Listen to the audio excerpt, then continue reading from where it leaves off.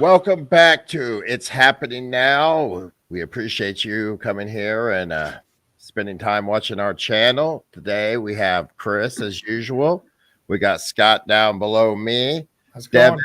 the trucker guy or the trucker deities, decided he wasn't going to make it back today. So he's joining us from I-75 North, somewhere in Kentucky, where he belongs. Today we're going to get off the first story about Trump. So let me bring that up. And finally, after all this time, some adults enter the room. And it's appellate court rules Trump could post 175 million bond to cover Letitia James' judgment. Trump responds to that. We'll get into that in a little while. First, let me hear what the guys have to think about that. So it went from 455 million to 175 million in order to appeal the case. Let's hear it, guys. All right, yeah. Go ahead. Go ahead, Scott. Go ahead. Well, Scott. I think it's a lot better, obviously, but again, it's honestly still way too much because there was no crime.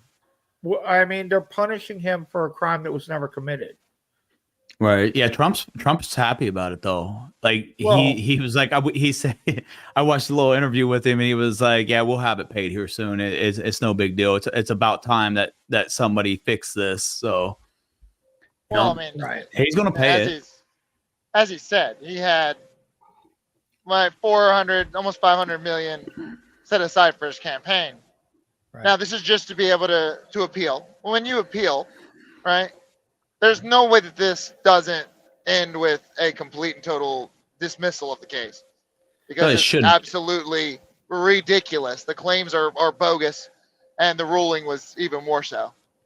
Right. So that 174 million, he's going to get back, but it's right now it's just tied up in courts. Okay, I am going to. So it's much better than go ahead than his entire war chest. Trump's response on this, and it's Judge Engoron has refused to obey the decision of the Appellate Division relative to the statute of limitations.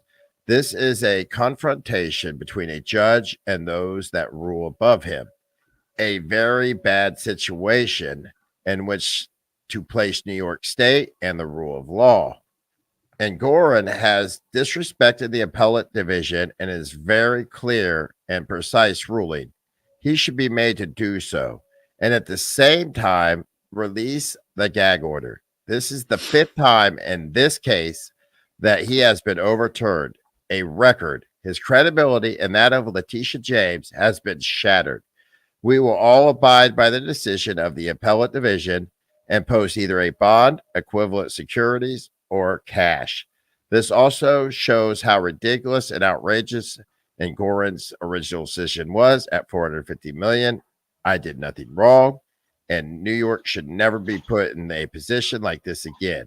Businesses are fleeing, violent crime is flourishing, and it is very important that this be resolved in its totality as soon as possible. Thank you, Trump said on his Truth Social post. And keep that up for a second. Oh, yes, no problem. All right, let me bring it back up.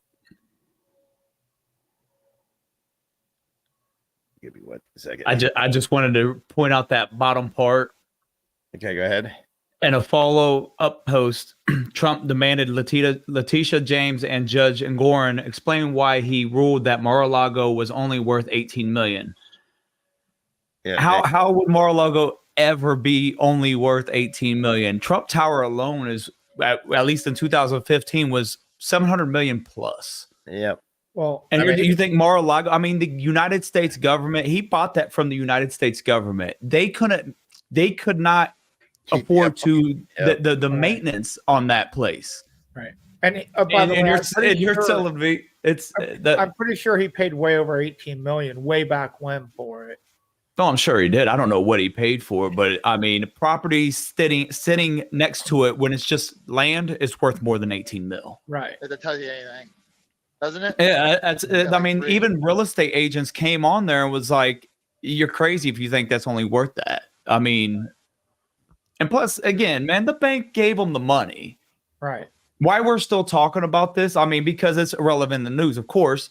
But this should have been an open and shut case. Almost, it should have lasted no more than 5 minutes, and it should have been over in Trump's favor because it makes no sense. Right. There, like I said, there was no crime here. He put up that property as collateral against a loan. Now, whether it was really worth 18 million or 100 million, or it doesn't matter. The bank went along with it, said, fine, we will loan you X amount of money against your property. And that was that. And then he paid it back. There was no crime ever done. The original Mar-a-Lago was built by Marjorie Merriweather Post. I think that last name should tell us all who she was. She was the heiress of Post cereal. Right. So it said donated her 128-room Palm Beach mansion to the U.S. government to be used as a winter White House.